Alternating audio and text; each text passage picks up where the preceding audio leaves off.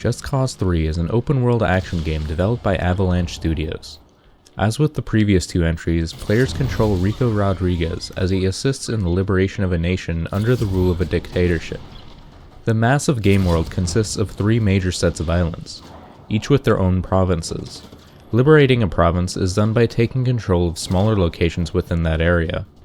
These locations are composed of villages and military outposts, and in each one there are a number of objectives that must be destroyed.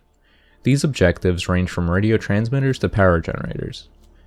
Given how large the world is, Rico has many ways to get around the environment.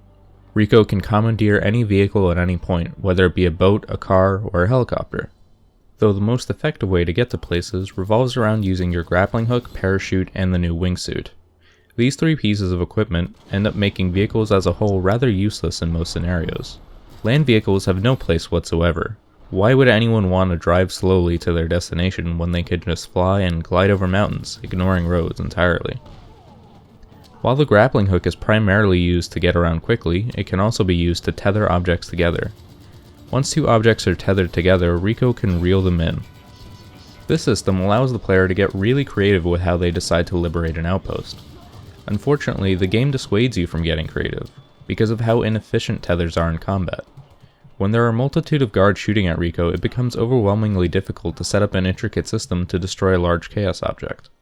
Ultimately, simply shooting objects down is the most effective way to destroy everything.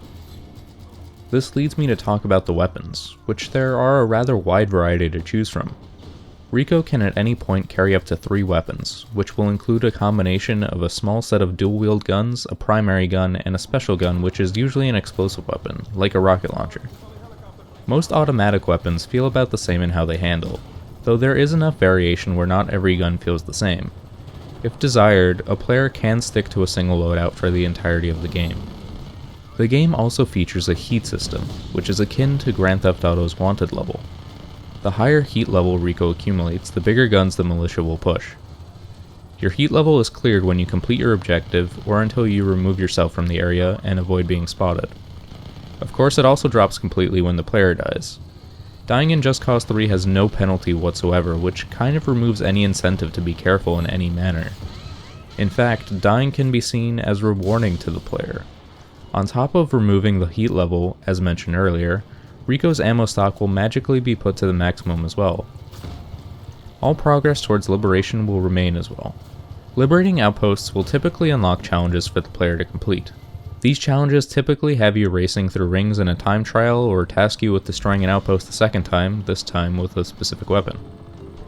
Completing these challenges will grant points towards gear mods, which, as they sound, modify Rico's gear. These mod effects vary from making grenades detonate upon impact to allowing the use of a nitrous boost with vehicles.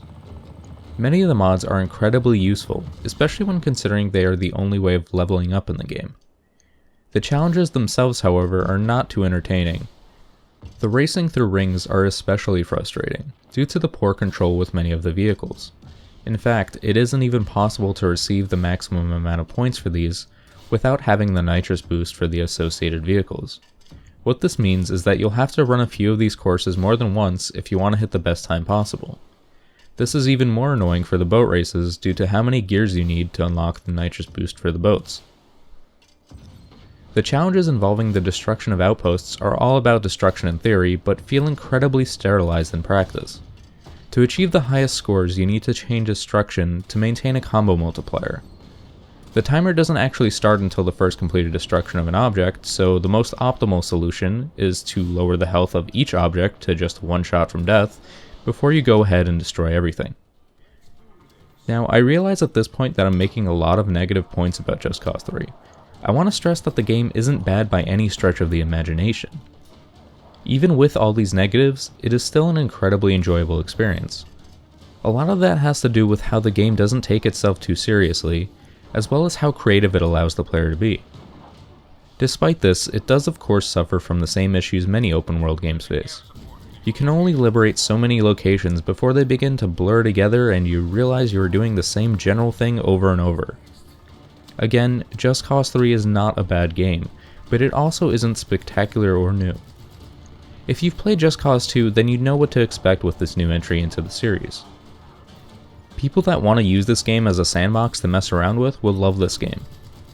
It's important to note that many people report having issues running the game at a steady frame rate, despite having computers powerful enough to run the game.